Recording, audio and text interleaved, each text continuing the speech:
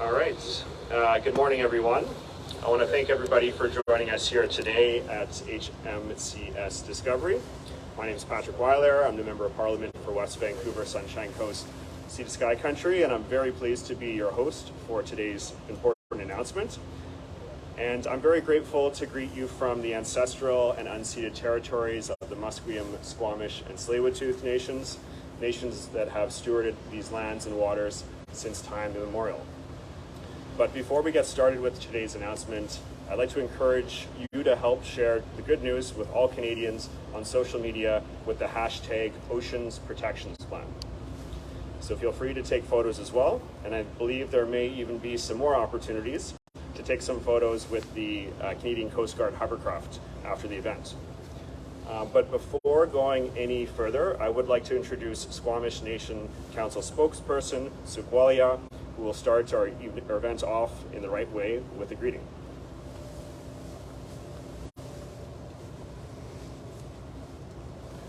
Kayachtin, I welcome each and every one of you today. On Hoth and Squalwyn, Quis Clake, Quachnomi, Tenoyapan, to Squales to Seats.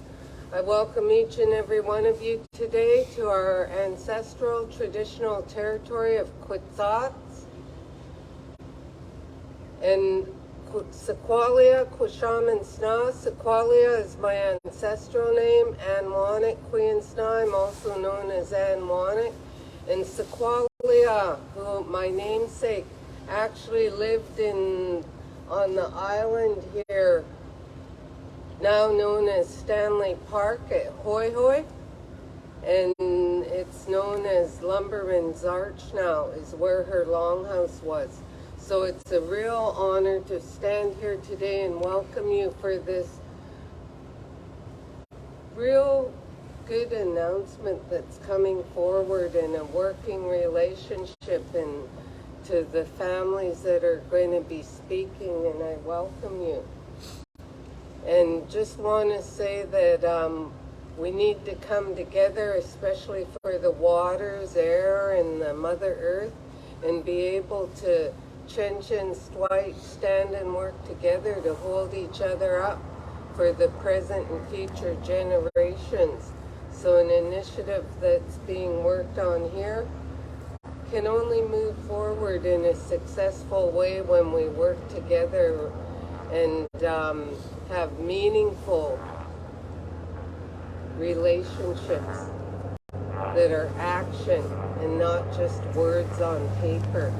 So I welcome you to the ancestral traditional territories of Squamish Squamish Nation, where my family lived here for many, many centuries in time immemorial, and also acknowledge our families at Tsleil-Waututh and Musqueam.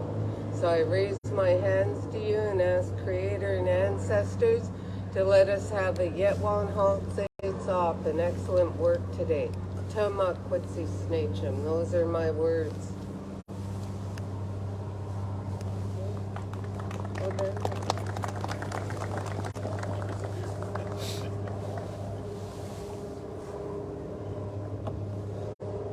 Thank you very much for that wonderful moment to start us off today. And now it's my great pleasure to welcome Gawadze Marilyn Sleet, Chief Counselor of the Heiltsuk Nation, to the podium.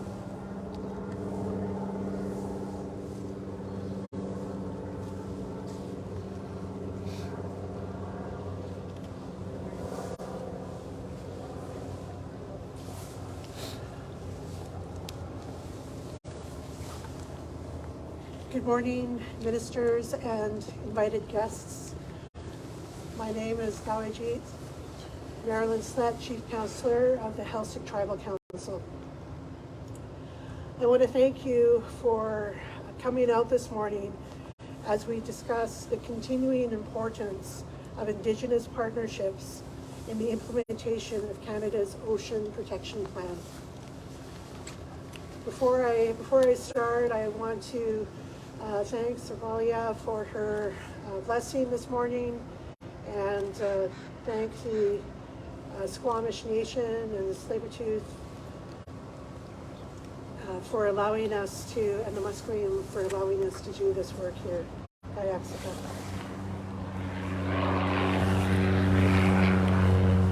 The North Coast is a rich, varied, and fragile part of our natural world. The connection of the land and sea with people has given rise to our ancient Northwest culture. Our nation continues to maintain Aboriginal rights and title to our lands and to our territory. When Prime Minister Trudeau announced Canada's Ocean Protection Plan, we were enthusiastic participants in shaping the content and the expectations around this unique initiative. The Prime Minister made significant commitments to First Nations of the North Pacific Coast, including Helsik, during the signing of the Reconciliation Framework Agreement on Bioregional Oceans Management and Protection, also known as the RFA, in June 2018, and in ensuring, and subsequently 4 years, we've worked hard to advance our shared objectives with Transport Canada, the Department of Fisheries and Oceans, the Canadian Coast Guard, Environment and Climate Change Canada, and Crown Indigenous Relations.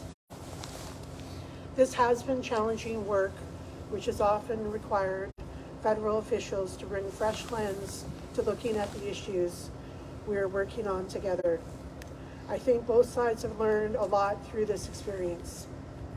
Most importantly, we have built a respectful relationship and ability to listen and act in a progressive and pragmatic manner to advance oceans protection.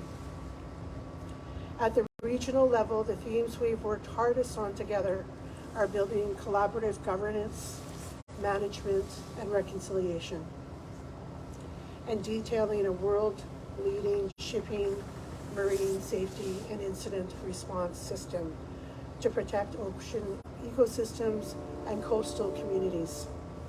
Under these themes, we've worked on developing a regional framework to guide pollution response, advancing proactive vessel management, examining emergency towing vessel capacity, and studying the cumulative effects of marine shipping. Each of these projects was a result of a growing understanding of our work, collaborative governance, and management. We are pleased to see the work continuing under the leadership provided by the ministers here today and for their senior officials. I want to give a little bit of background on the work that the Helsik Nation is working on. In addition to those regional initiatives, I'd like to mention a positive program my community, the Helsik Nation, is establishing to build a local marine pollution response capacity with the support of the Canadian Coast Guard and Transport Canada. Our Helsik Marine Emergency Response Team, MERT, fills a gap as it takes place as part of a broader marine response system with the federal government.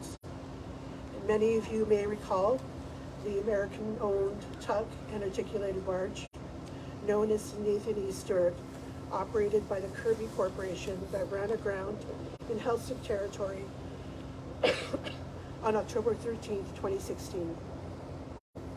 That unfortunate and slow response to this spill convinced our nation that we needed to engage with senior governments to improve this situation.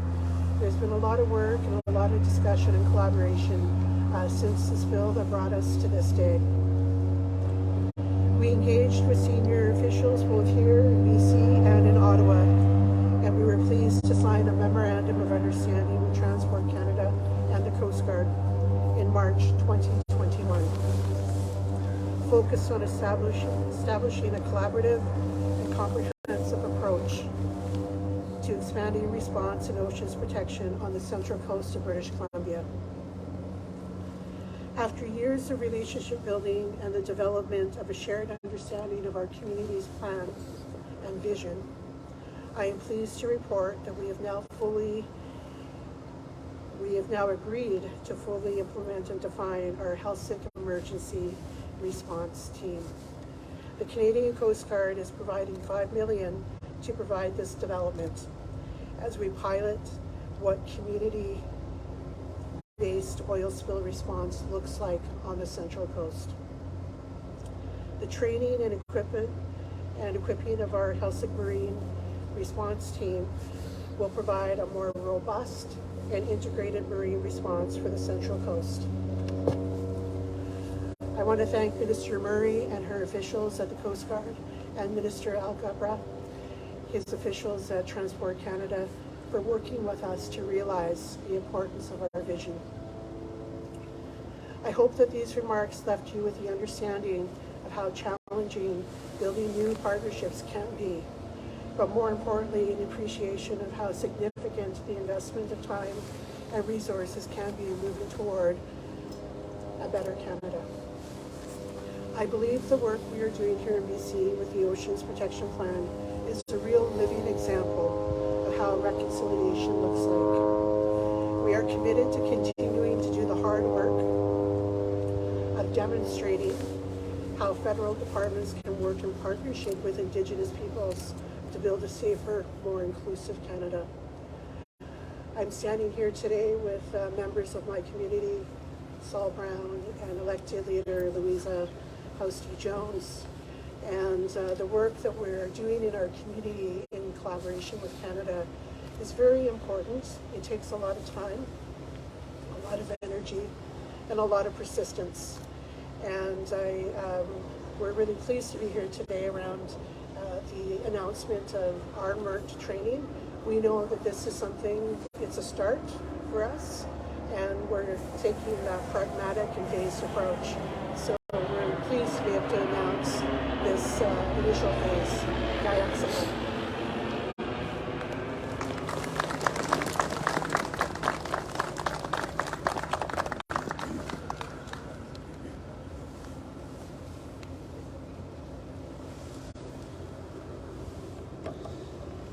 Thank you very much, Gwadze Slet, for such thoughtful words and giving us a tour through some of the work that has been done and a lot of the work that is ahead to make sure that we're able to prevent or respond to some of the events that you mentioned. So thank you very, very much for that.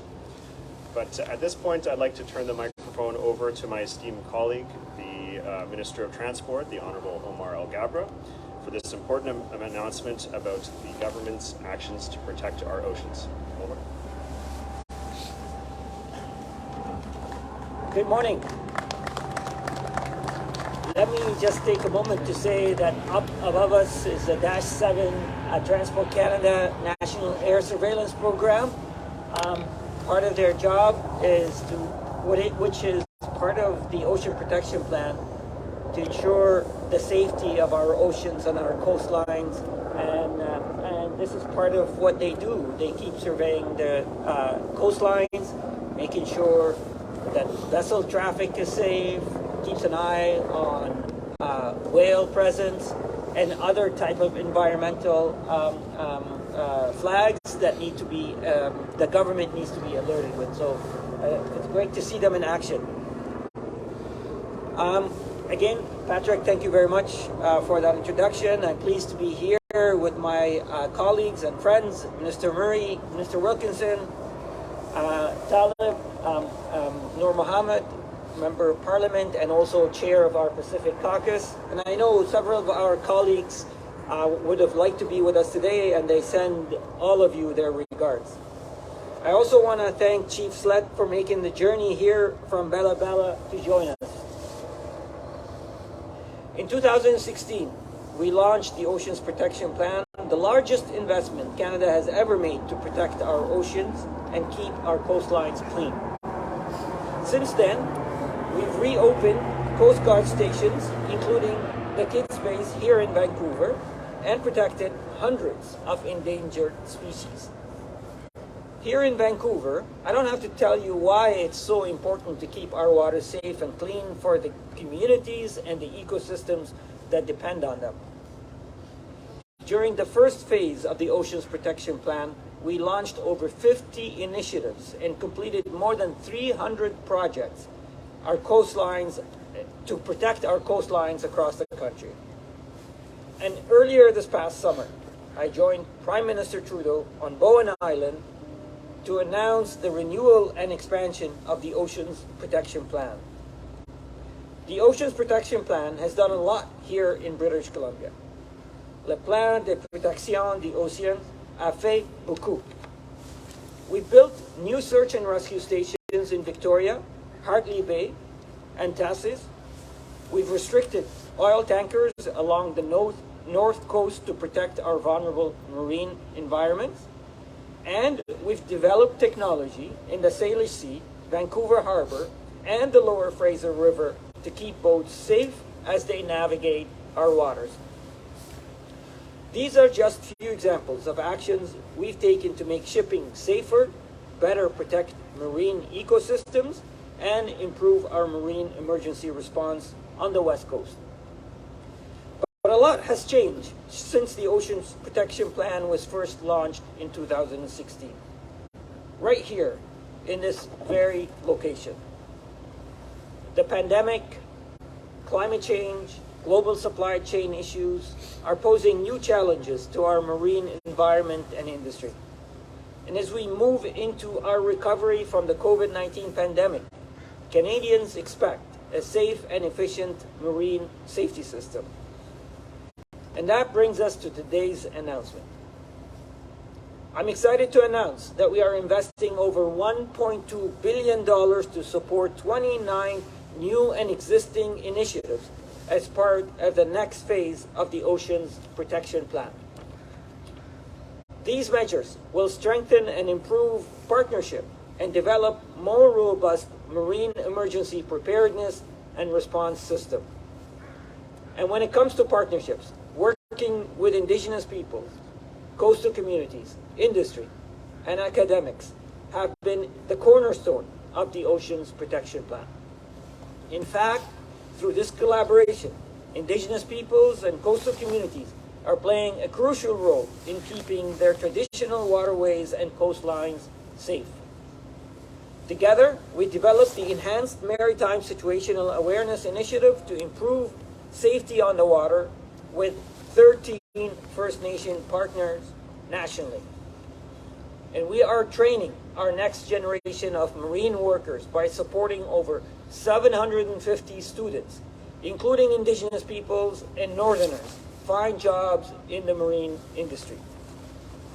So that's why we're building on these crucial partnerships by investing more than $337 million from the new $1.2 billion investment to support the work we're doing together.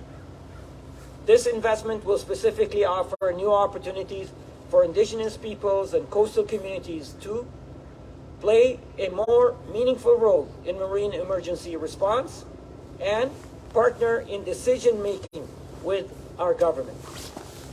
These relationships with all our Indigenous and local partners must not only continue, but grow for the next phase of the Oceans Protection Plan to be a success. And on top of this, we're also investing over $890 million from the $1.2 billion to build on the important work we've been doing together to improve how we respond to marine emergencies.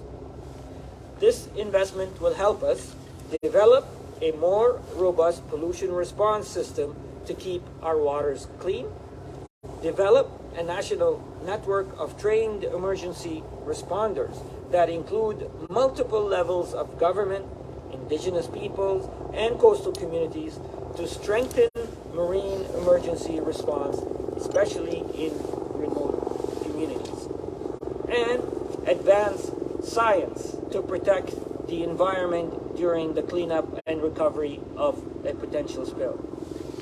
A strong marine safety system is one that adapts to our changing world, one that protects our environment and keeps our supply chains moving.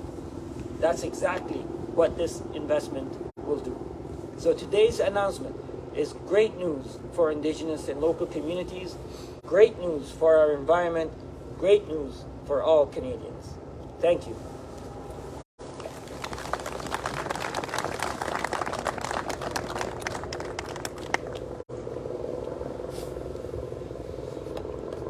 Thank you very much, Omar, for sharing this fantastic news with us here today.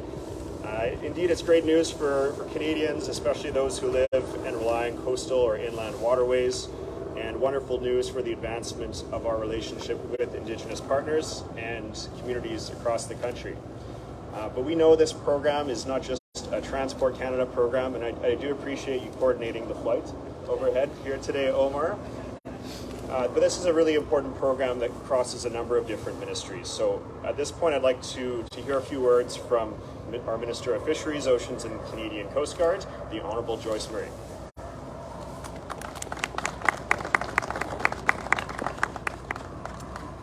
Well, thank you, Patrick, for the introduction, and thank you, everyone, for joining us on this beautiful Vancouver day in just a remarkable part of our province. And it is a great pleasure, my great pleasure, to be here with you today as a guest on these traditional Indigenous lands. As Omar just mentioned, the first Ocean Protection Plan has brought many positive changes for the waters in British Columbia and the people who rely on them. It was a substantial and long overdue investment. Pour la garde côtière canadienne, non seulement le financement était sans précédent, mais il a aussi entraîné une qualité de travail inégalée. Ce financement et le travail accompli avec nos partenaires du secteur maritime nous ont permis de réaliser des choses remarquables. And now, round 2 of the Ocean Protection Plan, as Omar told you already, is building on that first historic investment and harnessing that momentum to build on Canada's exemplary reputation for marine safety and protection, and working with Indigenous communities to deliver that. The fact that the OPP has been extended shows that we are on the right track, but it also means that there is much more work still to do. When it comes to the OPP1, we took the necessary steps to work much more closely with Indigenous communities and partners. Building and strengthening those relationships was essential to our success. And this includes nations like the Heiltsuk, and I thank Chief Slip for joining us today. Your communities live and work on these waters daily, and so with the Ocean Protection Plan, we recognize that our work would require a new level of partnership, and together we achieved some excellent results. Canada's first Indigenous-led Canadian Coast Guard Auxiliary, called the Coastal Nations Coast Guard Auxiliary, started operations in 2020. This auxiliary was funded through the OPP and in close partnership with 5 coastal First Nations in BC. This all-volunteer organization comprises First Nations members who augment marine search and rescue capacity in coastal waters. First Nations know these waters better than anyone, and this partnership has saved lives in British Columbia. We also work closely with members of coastal First Nations in BC to deliver marine safety training programs that built on their existing knowledge and skills. Ce nouveau programme couvrait la recherche et le sauvetage maritime, l'intervention environnementale et la mise en œuvre du système de commandement en cas d'incident, et il a été si bien accueilli que nous l'étendons aux communautés autochtones partout au Canada dans le cadre du PPO2. So that is an exciting extension where the successes on British Columbia's coast are now going to extend to Indigenous communities on all Canada's coasts for this very important program. We also had success with the Community Boats Program, which provided funding for coastal and Indigenous communities across Canada to buy new search and rescue boats and related equipment. This program is also being continued under the next OPP2. Ce ne sont là que quelques exemples du travail que nous avons accompli avec nos partenaires autochtones partout au Canada dans le cadre du PPO. Les solides partenariats que nous avons créés ensemble grâce à ce travail sont indispensables pour atteindre nos objectifs communs.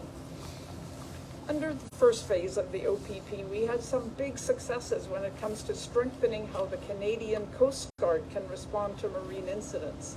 We established new search and rescue stations across Canada, including 3 here in British Columbia, reopening some closed by the previous government, the one in Kitsilano, for example, in my constituency. Additionally, we made our regional operations centers operational 24/7, and we're installing new radar sites on the west and east coast for better coverage of the situation on the water. And we also invested in vessels and new modern environmental response equipment for the Canadian Coast Guard. When an incident does happen, we are best prepared to respond quickly and mitigate the damage to the environment. We're building new ships, buying new equipment, and hiring more people. And as a result, coastal waters have never been safer or better protected. With the new OPP, we have more tools to continue this work so we can keep the oceans and coasts safer, cleaner, and healthier for today and for future generations. We trust, value, and appreciate the partnerships that are being established on and off the water, and I look forward to seeing what we can accomplish together. Thank you, and I'll turn the mic back to my colleague, Emily Weiler, to introduce the next speaker.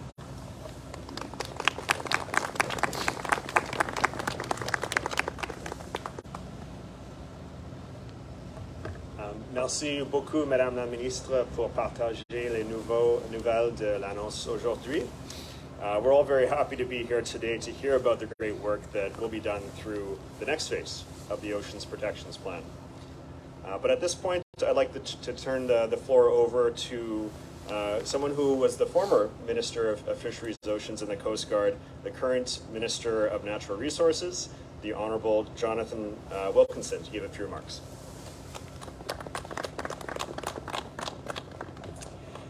Thank you for everyone for joining us today, and thank you to Sequoia for the welcome here, and certainly thank you to the First Nations leadership who've joined us here today for this important announcement. Canada has the longest coastline in the world, and our access to 3 oceans has provided economic opportunity and prosperity for countless generations of Canadians and for Indigenous peoples. It is our privilege to benefit from this coastal environment and our responsibility to be stewards of this natural inheritance for future generations, to protect it for our children and our grandchildren. C'est pourquoi le Canada est un chef de file mondial en matière de système de sécurité maritime, parce que la santé des océans ne peut être tenue pour acquise. We've made great strides since the government launched the Oceans Protection Plan back in 2016. Backed by $3.5 billion, it is the largest investment ever made to protect Canada's coasts and waterways while supporting a dynamic economy for coastal communities. Through it, we've put in place measures to address abandoned vessels, protect coastal ecosystems and endangered whale species on both sides of this country, ensure that polluters pay the price for spills, increase access to maritime training for underrepresented groups, advance reconciliation through engagement with Indigenous communities, and so much more. Building on this strong foundation, as my colleague and friend Minister Alghabrah mentioned, the government is announcing today an investment of over $1.2 billion for 29 initiatives as part of the next phase of the Oceans Protection Plan. And as Minister Alghabrah noted, these fall into 2 broad categories. First, we're going to use technology to strengthen how we prevent, prepare for, and respond to, and recover from marine incidents. Through efforts such as the Multi-Partner Research Initiative, we're going to find better, more efficient technology and methods for responding to spills and minimizing impacts on the environment. A call for proposals will be launched in December, so I would encourage organizations that work in this space to keep an eye out for that announcement. As part of the initiative, we'll draw upon experts from around the world, including Indigenous communities, industry, academia, and response organizations to advance innovative solutions to detect and recover from spills. In this phase of the Oceans Protection Plan, we're also going to expand our scope to include response to spill incidents that are transported through Canada's federally regulated supply chain from both inland and offshore markets. En effet, avec les côtes les plus longues du monde, rien du moins qu'un réseau de surveillance sophistique et un solide système de sécurité maritime. Importantly, these efforts will be grounded in meaningful partnerships. Often the first to feel the impact of marine emergencies or damage to the coastal ecosystems are Indigenous communities. These communities have deep traditional and cultural ties with Canada's oceans and waterways, and that is why Natural Resources Canada, my department, is investing $30.3 million over 5 years to collaborate with key partners, including Indigenous and coastal communities, with the aim of improving both our understanding of spills within Canadian waters and our capacity to mitigate environmental impacts as well as to enhance habitat recovery. En collaborant avec tous les partenaires, nous veillerons à ce que la sécurité maritime et la protection environnementale du Canada restent de classe mondiale. Through this and other measures, including those announced today under the OPP, we will protect Canada's rich natural environment while supporting resilient communities and the thousands of Canadian livelihoods that depend on maintaining a healthy ocean and a sustainable coastal economy. This is the way forward for Canada. It is an approach built on respect for the inherent and treaty rights of Indigenous peoples, informed by rigorous science and aligned with conservation efforts and the fight against climate change and biodiversity loss. Thank you once again for joining us here today. Merci beaucoup.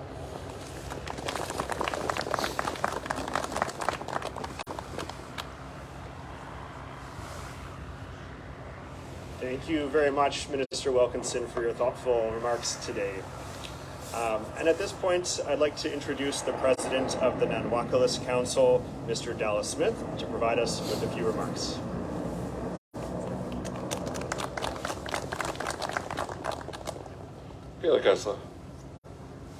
Always feel at home when I'm in Squamish, Musqueam, Tsleil-Waututh territory, probably because I'm married into Cowichan tribes and those relationships go back thousands of years. And so thank you for being here to welcome us today. It always means something in my heart to see you. Thank you. Where do you go when you talk fifth with the leaders that we've had speak in front of us? Well, you go to where some of the challenges are.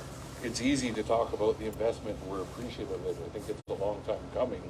I think the work that Indigenous communities are doing in collaborations with the federal government are the only way forward when it comes to ocean protection and meaningful management going forward. I need to remind everybody that over the last 3 years, we've gone through several challenges that hinder relationship building. We've been through COVID-19 where we couldn't meet in person, and to be able to really feel the energy in the room when we're talking about these issues that are so important to us. And we're so happy that Ottawa understands how important this is to our communities. What happened in Bella Bella was a tragedy, but we've learned from it now. We put in processes that are going to help us mitigate those sorts of things in the future and the impacts that they're going to have on our communities. We work at a technical, bureaucratic, and political level in this process together. We've been doing it long enough now that I'm not even sure whether this was our idea or your guys' idea. But the fact is, this is our idea now that we're collaborating on together. And it's not lost on us that there are many other challenges that are facing us in society. The last time I had the pleasure of being with Minister Alghabrah was just before the Kamloops residential issue really hit the surface. That's not lost on our communities while we're working in these processes. And so it's really important to understand how hard it is to put aside some of those societal issues to continue to do the collaborative work that's necessary. But then I realized we're not really putting it aside. That's what's driving us. It's because of the inequities that are existing in First Nations communities today that our leadership is pushing forward, and we're so grateful that the Government of Canada has reached out back to us, and we're in that discussion now. We have a relationship. We have some really tough discussions that have required some oversight from the leadership. I want to thank Minister Murray for the number of times that our leaders have had to call her out a little bit and say, this isn't acceptable to us. But she's always respected the relationship and has been there and heard us out. And then as the emotions have started to subside, we've been able to take some technical looks at the issues that are there, and we found solutions like the new station in Bella Bella. And so that's how reconciliation really happens. It's in the trenches. We're having socially unacceptable discussions around aquaculture. that's not comfortable. People are concerned about that, but we have to have them. When we're talking about what's happening in the waters of our communities, we have to have those tough discussions. We want a blue economy. We want to do all these things going forward, but we can't do it in isolation of each other. And it's only through initiatives like this that we're really going to be able to see that big picture together and continue to work towards it every day. So on behalf of other nations of the Great Bear Rainforest or the Great Bear Sea, I just really want to thank Government of Canada. We really look forward to continuing to work with you all as we find those solutions. Kayla Kessler.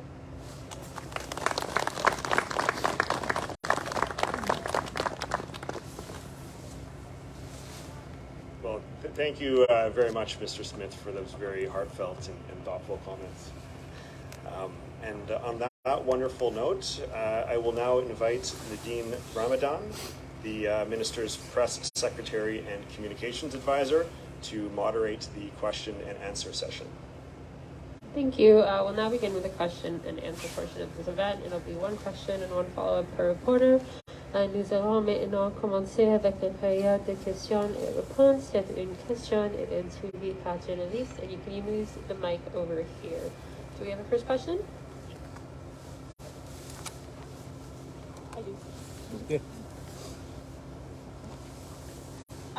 So I'm Ashley with the Canadian Press. It's been just over a year since the Zim Kingston spill that dropped 109 containers into the water, and debris is still washing up on shore. You've got experts and reports saying that Canada isn't prepared for if this were to happen again. I wonder what you say to that, and whether any of the initiatives being announced today specifically deal with container spills and monitoring that situation.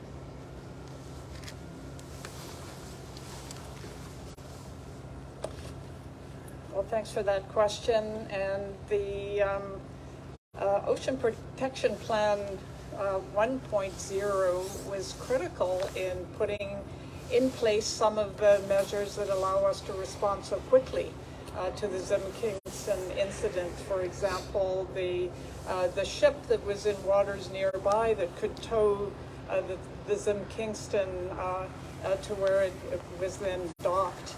The Marine Emergency Response Center that had a coordinated approach with not only First Nations, the Canadian Coast Guard, Transport Canada, and other organizations all working together and working with United States partners to have a fast and effective response. So I would say that it was an example of why the Ocean Protection Plan and its funding and initiatives have been important to keeping our waters safe. But again, the report created by the House of Commons specifically says that Canada is not sufficiently prepared for these kind of spills. So what, if anything, are you willing to do to improve the situation going forward? So, actually, I'll take a jab at this. Thank you for the question. And I want to build on what Minister Murray has said. But it's true that there were some lessons learned out of that incident. And I was really, had the privilege of tabling a bill on Thursday, yesterday in the House of Commons to modernize and strengthen our port system and our rail system. And within that bill, there are new authorities that will help give government additional tools to respond to those incidents. So there are actually some lessons learned, and there are new tools that are being added to the toolbox to help us respond to a crisis like that. Do we have any more questions? Hi, Nelson Bennett from BIB News. I'm just wondering, just for clarification, the press release talks about $3.5 billion. There was $1.5 billion announced in 2016, $1.2 billion today. I'm just wondering if that $1.2 billion that's announced today is part of the $3.5 billion, or if this is in addition to. Yes, it is part of the overall $3.5 billion. The Prime Minister and I, Minister Murray and Patrick Weiler, were here this summer to announce OPP 2.0. That announcement was too